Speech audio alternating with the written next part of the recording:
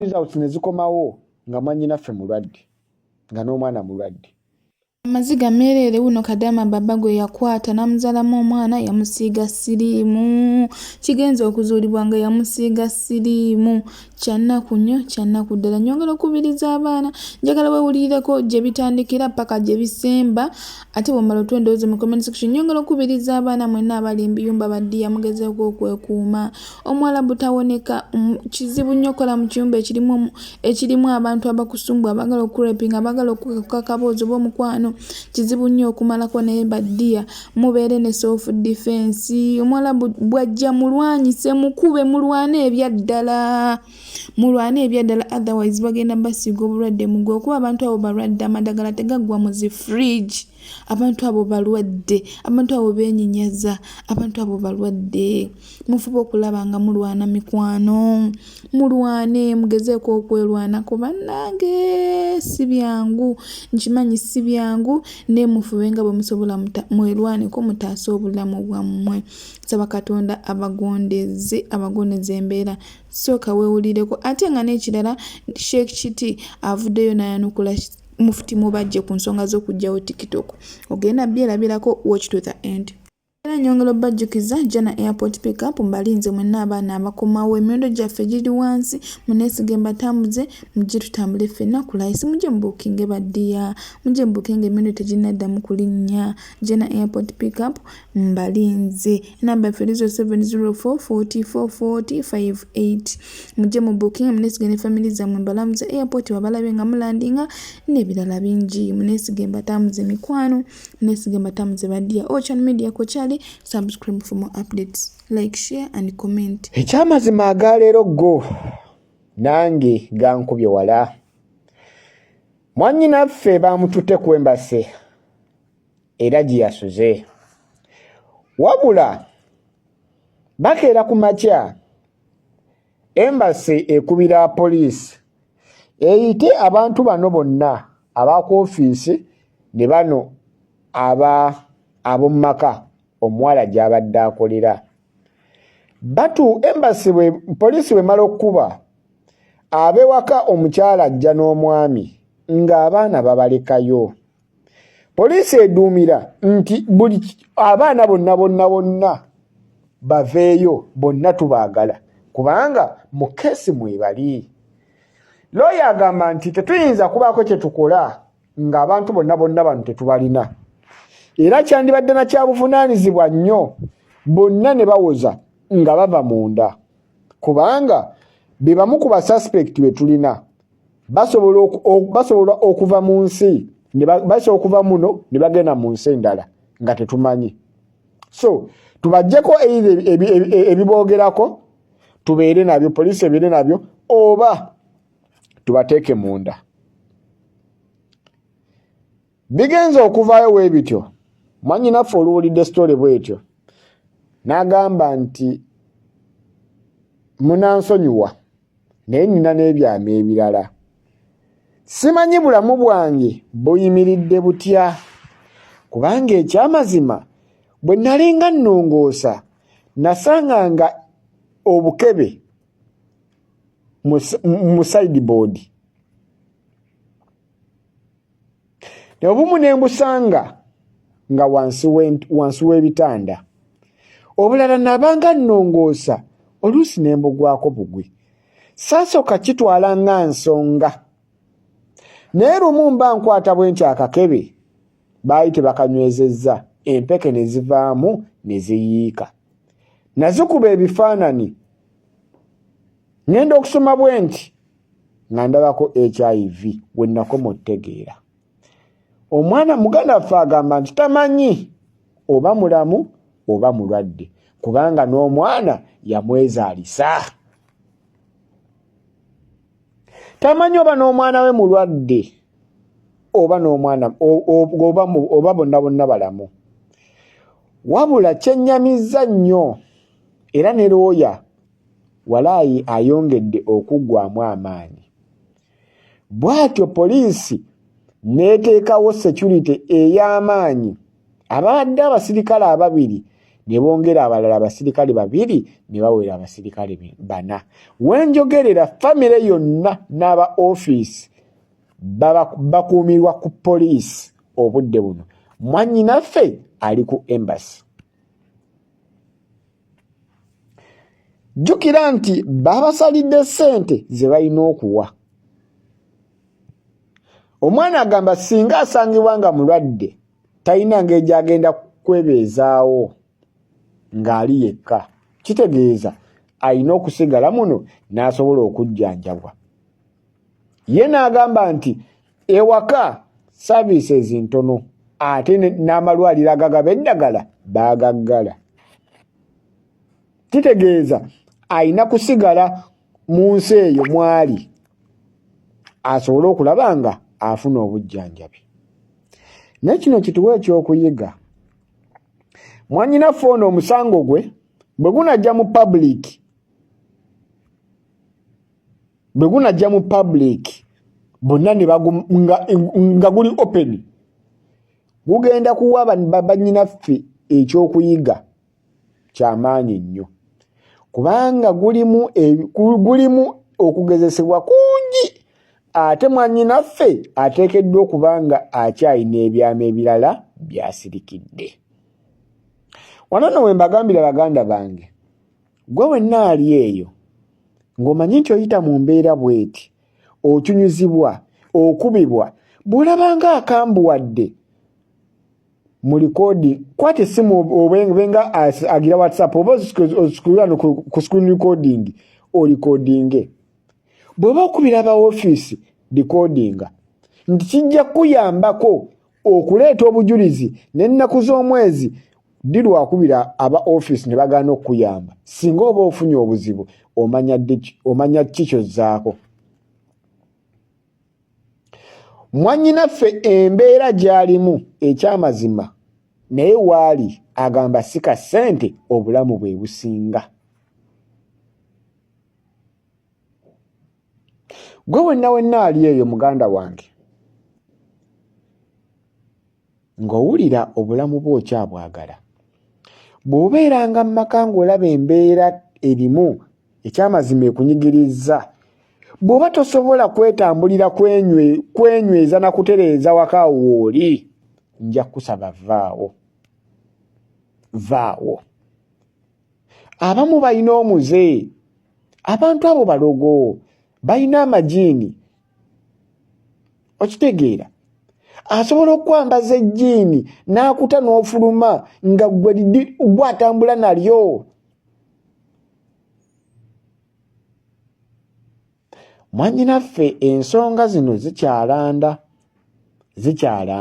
naye simanyi ngeri ki mwana ono gyakubamu bifaanani, simanyi ngeri ki gyandikoodingiramu, kubandaga waali alina security ey'amaanyi. Mwannyinaffe ye waali ali mu mikono mituufu, naye nze mugambye kimu, tadda Uganda, asitule famire ye bagireete wano. Mukitegeera, famire ye bwe bagireeta waali kiba kimuyambako nnyo n'okusobola okulaba nga abaako kyakola. Era ne mugamba nti singa kiba kizibu ekityo, bakuwe empapula eziraga nti ofuuse munnansi, nga gavumenti yaawo ekulinako obuvunaanyizibwa, kubanga obazaddemu. Ekirungi ekiriwo nti yazaala mu bannansi. Nejjuka tebannagenda ku DNA, tebana kugenda ku musaayi, ebyo bagambye bya Lwakutaano. Ku Lwokutaano ne bagenda ku DNA bagende ku musaayi. Kuba mwaka faanani watya results ne zikomawo nga mwannyinaffe mulwadde, nga n'omwana mulwadde. Bannaye tubeere beegendereza nnyo. Bwe kibawo omulundi ogusooka, kola nga mwannyinaffe kyakoze. Bwe kiddawo ogwokubiri, kola era nga kyakoze. Ate omanyanga nti kibaddewo. omuntu oyo n'agirya munda. Nkwegayiridde totoloka tovaawo kuba ojja toloka otoloke n'olubuto oyagala okulugjamu ofiireyo. Twagala obulamu bwaffe. Kyanaku nnyo kyanaku ddala nnyongera bategeeza nti ebiseera ebisinga ndeeta vidiyo eziri ba house managers lwansonga nange nali Kadama njagala mufunemu ebyokuyiga mbeera njagala mufunemu ebyokuyiga mikwano basagala vidiyo ezo muzitwale for granted abavuma mu comment section bavume ayigayiga atayiga yamanyi. Naye nga kyennaku nnyo tusabire sister waffe Bambii tumusabire nnyo ate nammwe abalabye ensi mufunemu ekyokuyiga banaye mube ne self defense muyiga okwelwanako n'okusaba Katonda abongera obukuumi abategeka obukuumi omuntu oyo abeera agenda okujja okutuusaako ekikyamu Katonda asobole okubeera nga amuugula mweyigiriza okusaba naye nga tweyongeddeyo Sheikh Kiti avuddeyo nayanukula Mufti Mubajje oluvannyuma lw'okuvaayo n'ayogera nga TikTok bayagala bagijjewo mu ggwanga Uganda. Abantu bangi bareactinze, abantu bangi bayombye, abantu bangi bamuyambisizza tekyabasanyusizza omukulembeze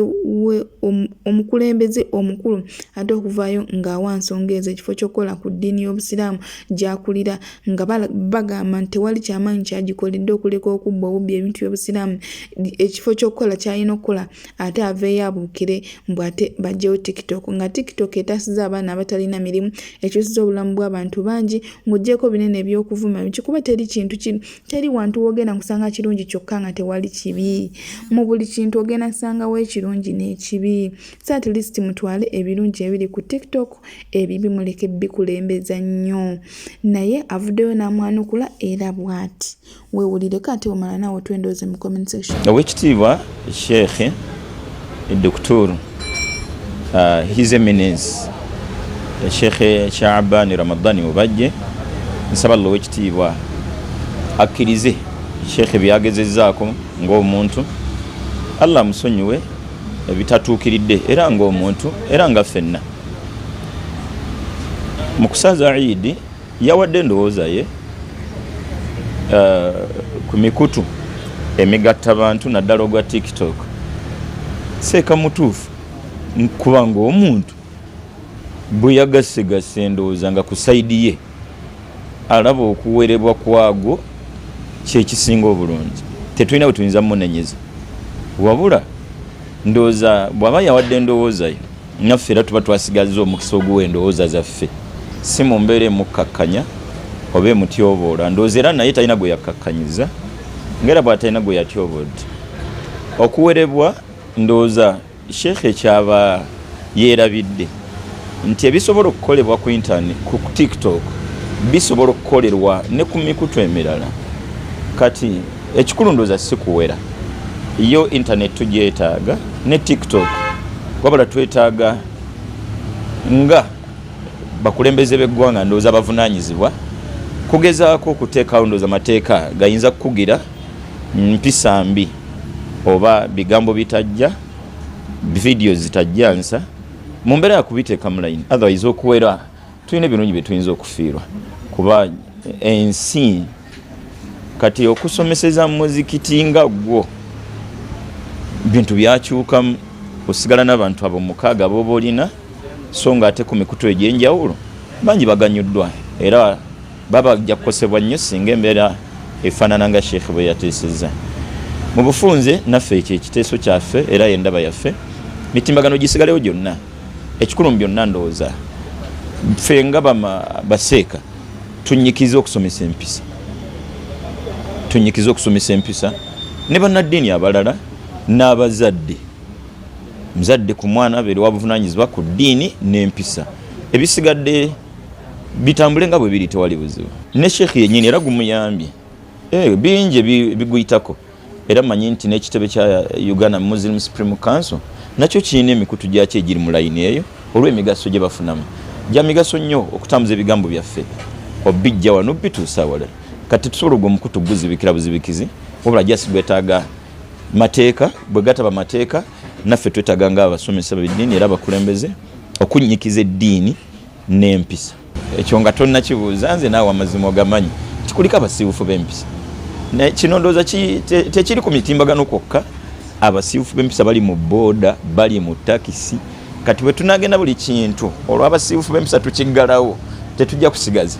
Ndowooza nga abantu naddala gavumenti n'ebitongole ebirala ddala ebya gavumenti twetaaga okusitula omutindo nti naffe tutandika okuteeka obubaka ku platform zino nga zi TikTok obuzimba abantu nti tulangireko programu eza gavumenti, tuteekeko ebyokuyigiriza ebisomesa, tuteekeko ebintu eby'amadiini ebigasa abantu, nti kwegamba abagikozesa obubi babe nti si be bagidominatinga.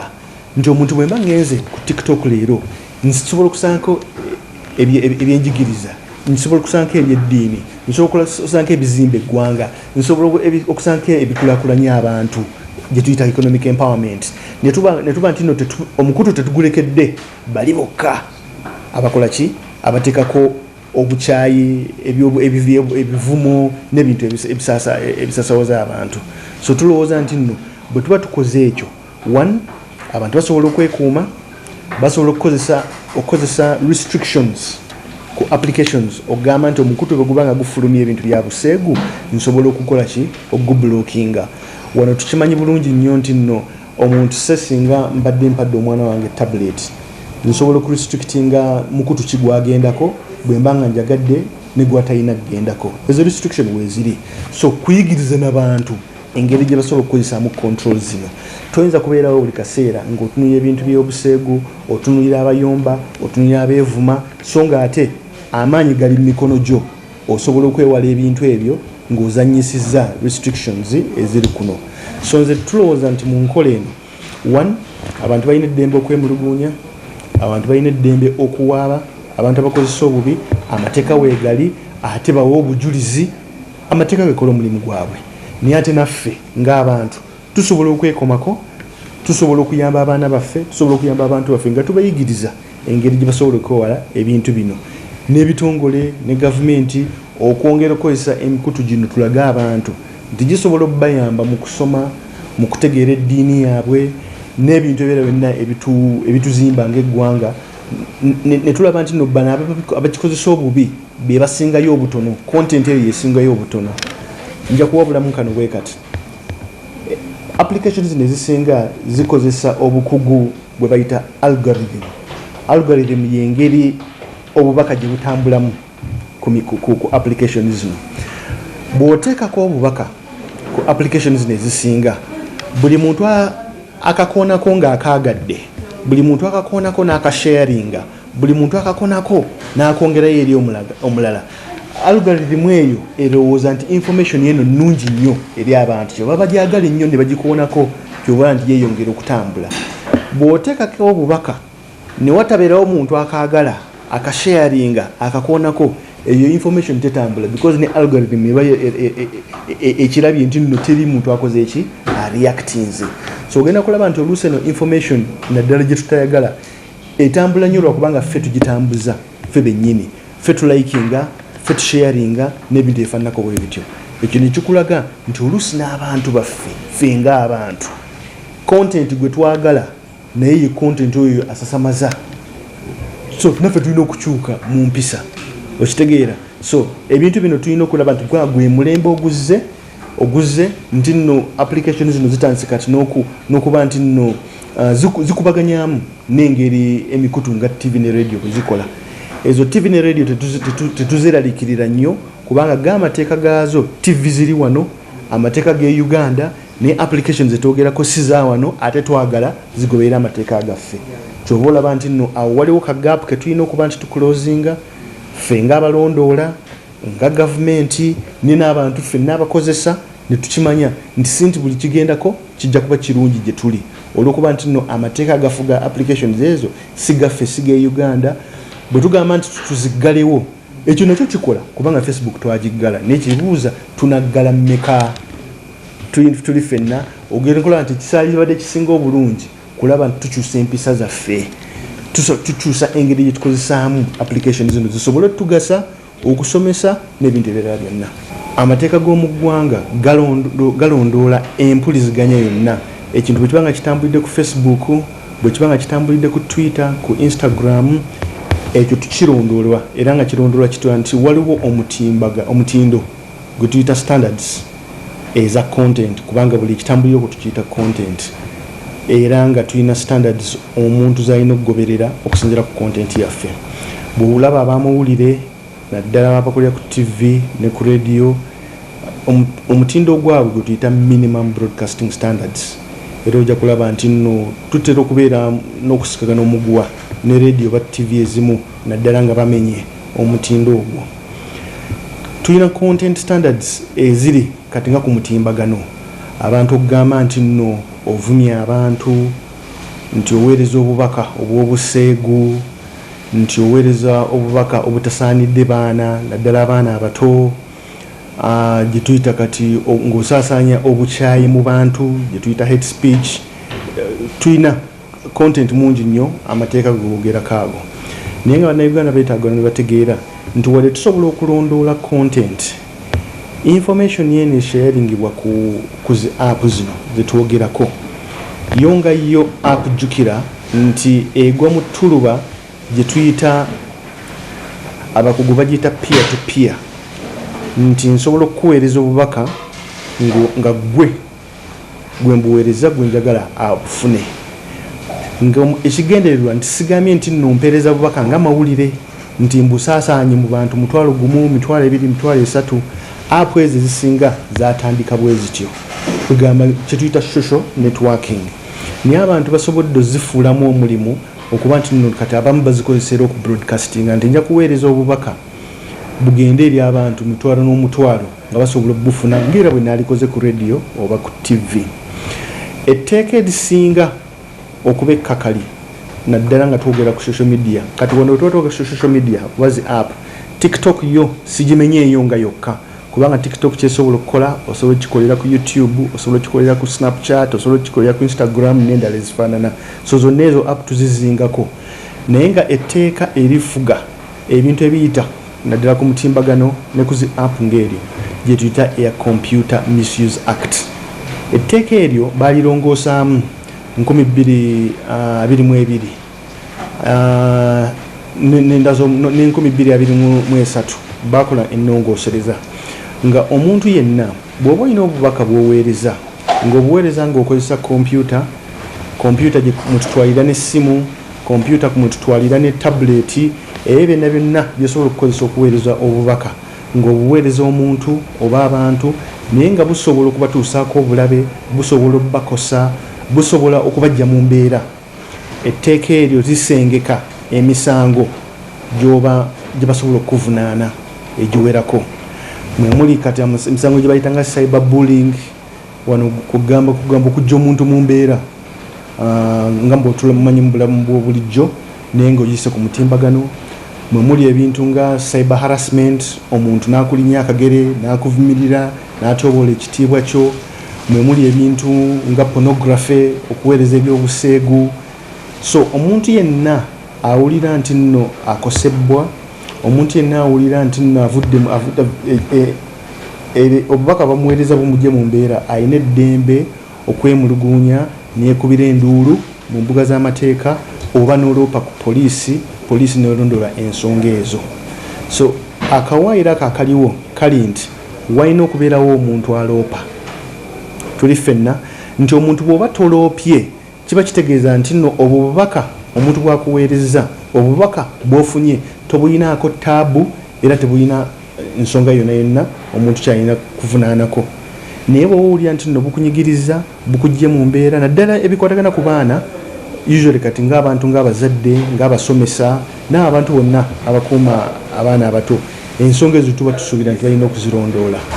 So ebbanga lye tumala ng'abantu balaba ebintu ebitasaanidde naye nga tebabiwaabidde edda ku poliisi mulimu omuntu ng'asobola okuba nti nasobola okugenda n'ateeka ekintu mu mbuga z'amateeka ojja kulaba nti nno eriteeka likoma ku muntu awaabye ate oba olina okuba osobola okuwa obujulizi ng'omuntu bamututte mu kkooti. Tulina emisango mingi gye tulabyeko gye bataddeko ekkomo olw'okuba nti nno tewaliiwo bujulizi muntu eyawaaba okuwa obujulizi nti ddala omuntu yakola ki yamenya etteeka.